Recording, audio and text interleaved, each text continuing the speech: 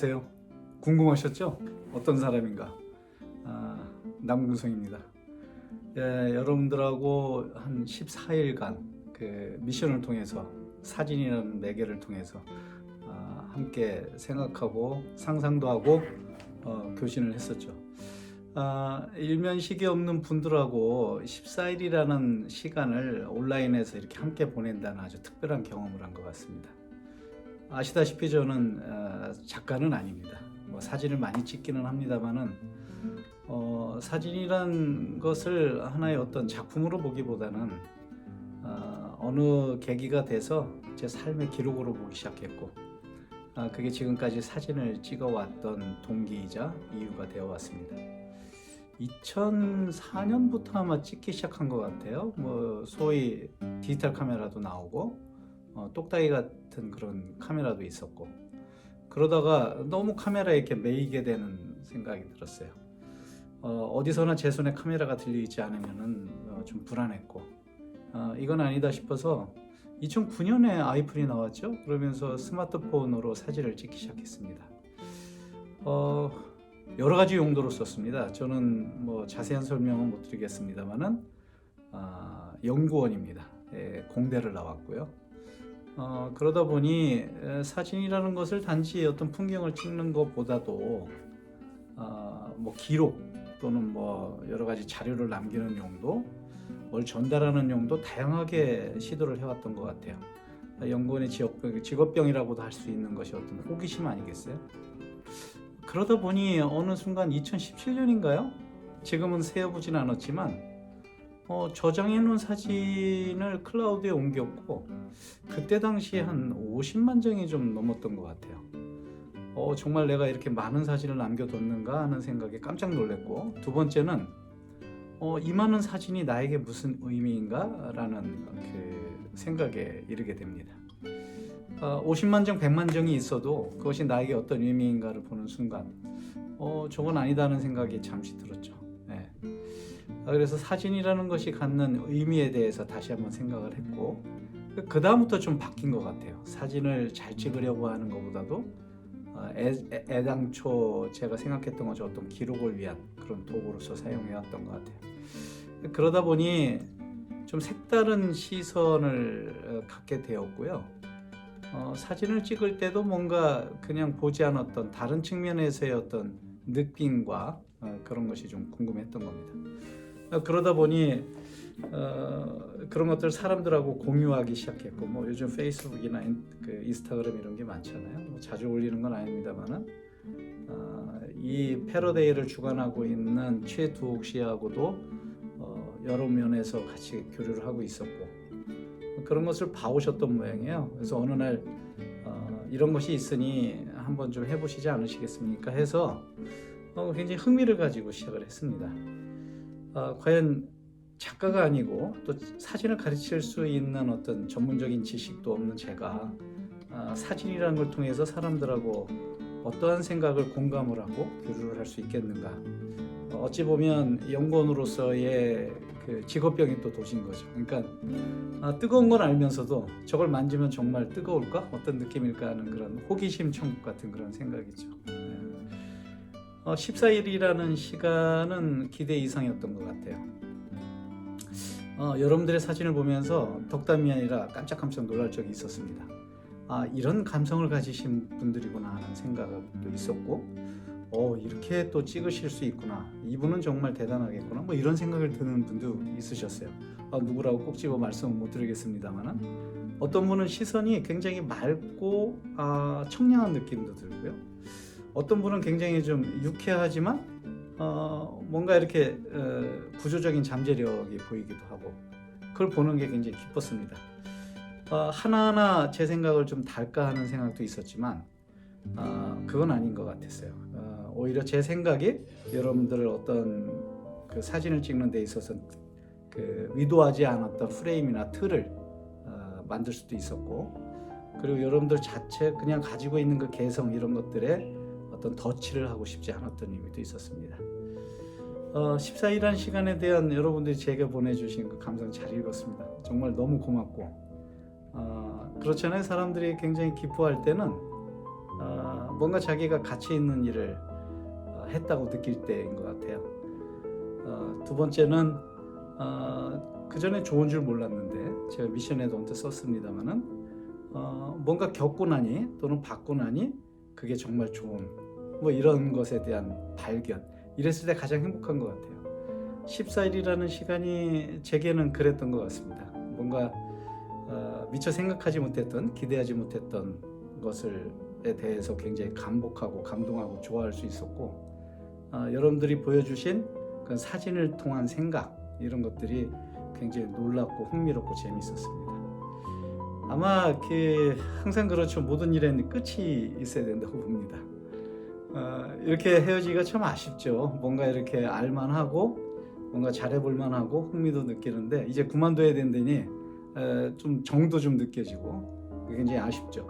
저는 더 할 것 같아요. 여러분들보다도. 여러분들은 저하고 1대1이지만 저는 한 30여 명 되는 분과 저 이렇게 되니까 굉장히 아쉽습니다. 뭐 생각은 하고 있습니다만은 과연 제가 여러분들한테 더 전달할 것이 있는가 하는 부분에 대해서도 깊게 한번 고민을 좀 해볼 필요가 있고요. 아마 또 지금은 사실 아무 생각이 없지만 또 얘기하다 보면 다시 만날 기회가 있을지도 모르겠어요. 어쩌면 어떤 패러데이 방에 하나의 그 키퍼가 아니라 멤버로서, 동등한 멤버로서 만나게 될지도 모르겠고, 몇 가지 아쉬웠던 점을 말씀을 드리면, 카메라가 완전하지 않습니다. 특히 폰 카메라는 아무리 소프트웨어나 하드웨어적으로 무장하고 있다 하더라도 그 렌즈의 한계를 벗어날 수 없기 때문에 한계가 있습니다. 그래서 보정이라는 걸 좀 해보고 싶었어요. 저도 보정이라는 도구를 적극적으로 활용을 하거든요. 보정이라는 거는 뭔가 이렇게 세상의 풍경이 카메라에 이렇게 담기게 되면 실제로는 모든 세계의 요소와 느낌을 다 가지고 있습니다. 어떤 거를 집어넣고 어떤 걸 끌어내고 하면서 내가 정말 풍경에서 보면서 느꼈던 그 감정을 또는 감동을 사진에서도 나타날 수 있게끔 해주는 게 저는 보정의 과정이라고 보거든요. 카메라라는 기계적인 한계 또는 소프트해진 한계를 넘어서게 해주는 또 다른 그런 방법이라고 볼 수가 있겠습니다. 근데 이게 좀 복잡해요. 실제로 옆에 두고 이렇다 저렇다 가르쳐 드리기는 쉬운데 이런 온라인이라는 매체를 통해서 전달하기는 굉장히 어렵습니다. 몇 번 겪어보니 어떤 분들은 굉장히 힘들어 하시고요. 어떤 분들은 또 굉장히 또 서둘러서 나가시기도 하고, 그래서 일부러 보정 부분은 꺼내지 않았습니다. 사실 그게 그렇게 중요한 것도 아니죠. 기술적인 거니까 언젠가 필요하면 필요한 만큼 배우시면 됩니다. 그러나 한번 보정이라는 부분도 여러분들 꼭 신경 쓰셔서 한번 해보시길 바라고요. 굉장히 중요한 과정입니다. 보정을 하게 되면은요, 사진을 더 잘 찍게 됩니다. 왜냐하면 사진을 보정하는 과정에서 아쉬웠던 점들이 보이거든요. 그게 다음 사진 찍을 때 자기도 모르게 반영이 됩니다. 그래서 보정이라는 부분을 한 번쯤은 관심을 가지고 꼭 해보셨으면 하는 바람이 있고요. 두 번째는 영상입니다. 또 사진하고 달리 영상은 또 굉장히 새로운 세계입니다. 영상 역시 편집을 하지 않으면 영상을 잘 찍기 힘들어요. 찍은 영상을 편집을 해봐야지 내가 영상을 찍을 때 이건 굉장히 어려웠구나, 이 부분은 좀 보완해야 되겠구나 하는 그런 걸 알게 됩니다. 최근에는 통신기술의 발달도 많이 됐고 통신비도 굉장히 낮아졌고 영상을 편집을 자유자재로 할 만큼 이 폰의 기능도 굉장히 올라갔습니다.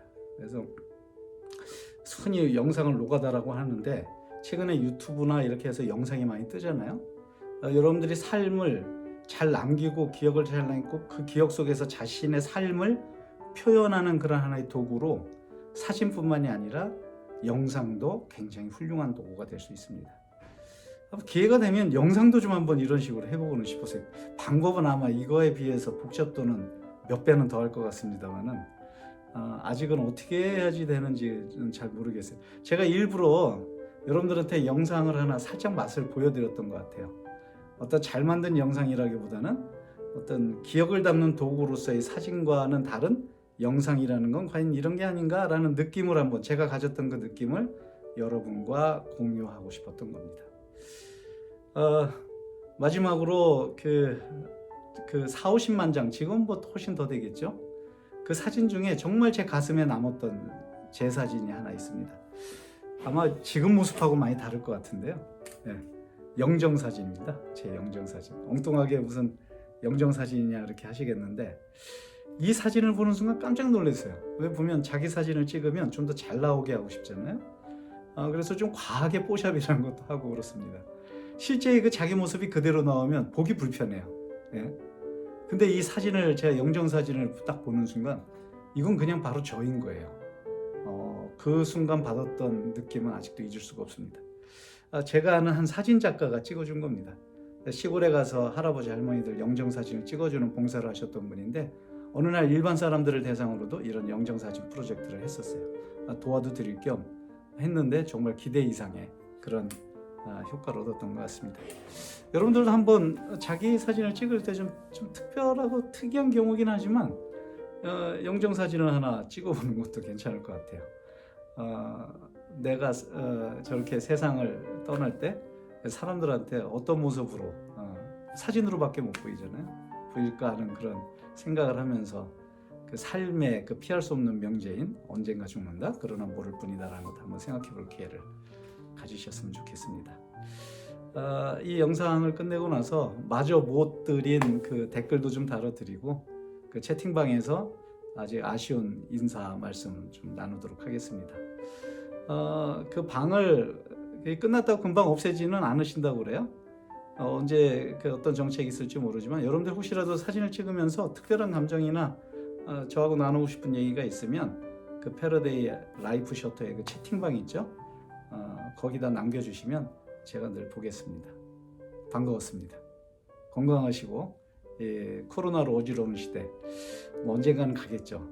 그러나 이 시대에도 하나의 그 자기 삶에서 이런 특별한 시간이 오기도 힘든 거니까 나름대로 잘 활용할 수 있는 그런 시간이 되길 바랍니다. 이 역시 또 하나 중요한 삶의 기억이기 때문에 잘 남겨놓는 노력 잊지 마시고요. 행복하시기 바랍니다.